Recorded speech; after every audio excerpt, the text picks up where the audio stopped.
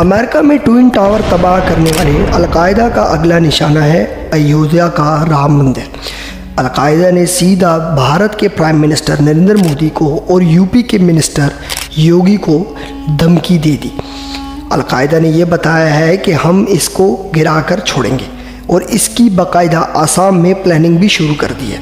جیسا کہ بتایا گیا ہے کہ 1 جنوری 2024 کو اس مندر کا افتتاح ہو جائے گا۔ اس کے جواب میں سیریا میں بیٹھے القاعدہ نے ایک نیوز ریلیز جاری کی ہے جس میں صاف دکھایا گیا ہے کہ یہ حملہ کرنے والے ہیں۔ غزوہ ہند القاعدہ کا اپنا ریڈیکل میگزین ہے جس کے کور پیج پر بابری مسجد کو فیچر کیا ہے اور پرائم منسٹر نریندر مودی اور اتر پردیش کے سی ایم یوگی کو اوپنلی دھمکی دی ہے کہ ہم رام مندر کو اڑا دیں گے اور اس کی جگہ ایک مسجد بنائیں گے۔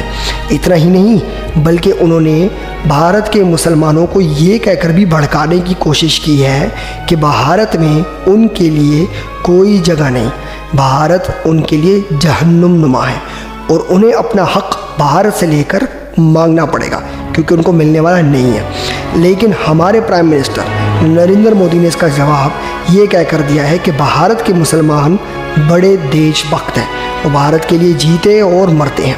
اس کے علاوہ القاعدہ نے پاکستان کو بھی بہت تانے مارے ہیں۔ ان کا کہنا تھا کہ پاکستان کو بھی اپنے آپریشنز بڑھانے پڑیں گے جو آج کل بہت ہی سست روی کا شکار ہے۔ دوستوں، القاعدہ ہمیشہ سے بھارت کو پرائم ٹارگٹ کرتا آیا ہے اور اس کا اعتراف القاعدہ کے founding father Usama bin Laden نے خود کیا تھا۔ ابھی حال ہی میں ان کا ایک لیٹر جو کہ اسامہ کے ہی ہاتھ کا لکھا گیا ہے اس کو امریکن CIA نے ڈی کلاسیفائی کیا ہے۔ اس لیٹر میں یہ لکھا گیا تھا کہ اسامہ کا US سے دشمنی اسی لیے ہی تھی کیونکہ کشمیر ایشو پر US انڈیا کو ہمیشہ سپورٹ کرتا ہے۔ 1990 میں القاعدہ یعنی اسامہ بن لادن نے سوڈان میں بیٹھے بیٹھے بھارت کے لیے لوگ تیار کیے۔ اس کا پلان تھا کہ وہیں سے بھارت پر حملہ کرنا، جس کے بعد 2001 میں یہ ملیٹنٹس کا گروپ حرکت المجاہدین میں شامل ہو گیا۔ لیکن القاعدہ یہاں بھی نہیں رکا۔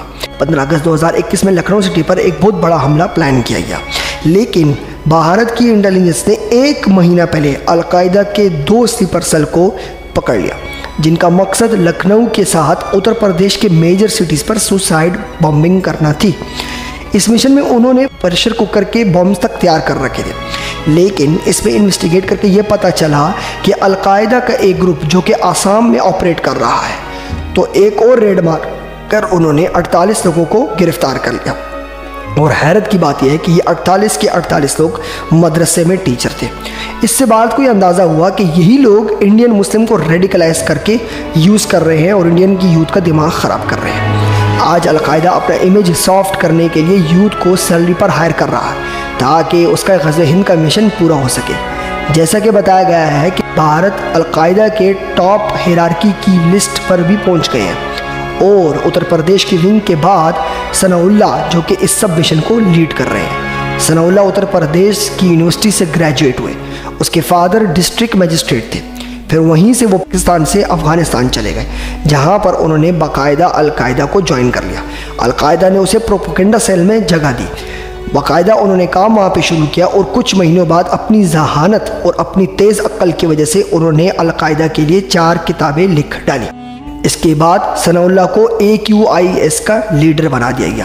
یہ بات آپ کو بتاتے چلیں کہ AQIS القاعدہ کا وہ ونگ ہے جو کہ بنگلہ دیش، بھارت اور میانمار میں آپریٹ کرتا ہے۔ حال ہی میں ایک US ایئر اسٹرائک میں ثناء اللہ مارا گیا۔ اب دوستو یہاں بات یہ ہے کہ القاعدہ کا یہ مشن انڈین یوتھ تک پہنچا ہے کیسے جاتا ہے؟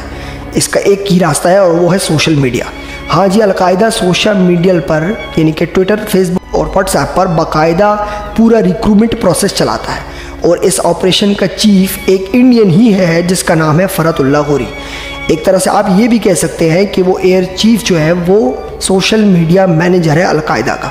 یہ ساؤتھ ایشیا سے القاعدہ اور لشکر طیبہ کے لیے لوگوں کو ڈھونڈتا ہے اور پھر نئے لوگوں کو فنڈ بھی کرتا ہے۔ کیا آپ جانتے ہیں کہ یہ پچھلے 30 سالوں سے القاعدہ کے لیے کام کر رہا ہے، لیکن آج تک اس کی القاعدہ کے پاس ایک فوٹو بھی نہیں ہے اور القاعدہ کو چھوڑ کے دنیا کی تمام انٹیلیجنس کی اس کے پاس ایک فوٹو بھی نہیں ہے۔ ابھی تو آپ کو یہ بھی بتاتے چلیں کہ القاعدہ کی پوزیشن اتنی سٹرونگ ہو چکی ہے کہ رشیا اور یوکرین وار میں باقاعدہ القاعدہ کے جنگجوؤں کو $1000 سے $1500 پر ہائر کیا جا رہا ہے اور وہ اس ملک کی طرف سے دوسروں کے لڑنے کے لیے تیار بیٹھے ہیں.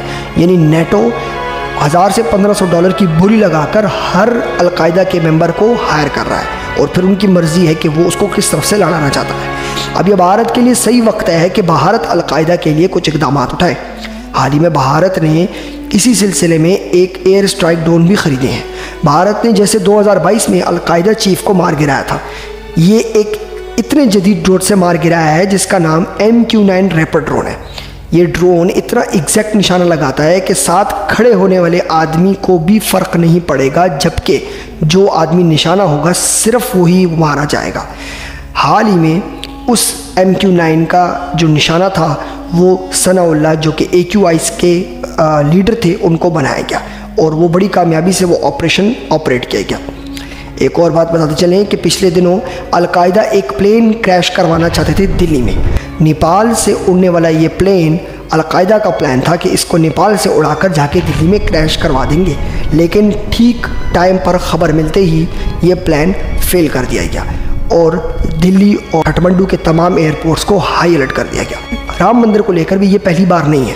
القاعدہ کی یہ پرانی عادت ہے کہ وہ ہمیشہ سے بھارت کے پرائم ٹارگٹس کو تھریٹ کرتے آئے ہیں. 2014 میں القاعدہ نے IQIS لانچ کیا، یعنی وہی ونگ جو کہ القاعدہ کا جو انڈیا اور بنگلہ دیش میں آپریٹ کر رہا ہے. القاعدہ نے تب ہی سوشل ایشو پر بھارت میں یوتھ کو بڑھاوا دینا شروع کر دیا تھا، جس سے حالات اور معاملات مزید خراب ہوئے. 2022 میں القاعدہ نے سیدھا سوسائڈ ٹیرر کی دھمکی دی ہے اور اس کے مین ٹارگٹ تھے گجرات، ممبئی اور دلی.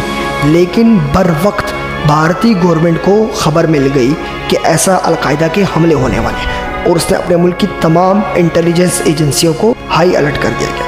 پچھلے دنوں بھارت میں کچھ مزید سپر سیل کی گرفتاری سے یہ بات واضح ہو چکی تھی کہ القاعدہ بھارت کے اندر کچھ بڑا ٹارگٹ پلان کر رہا ہے.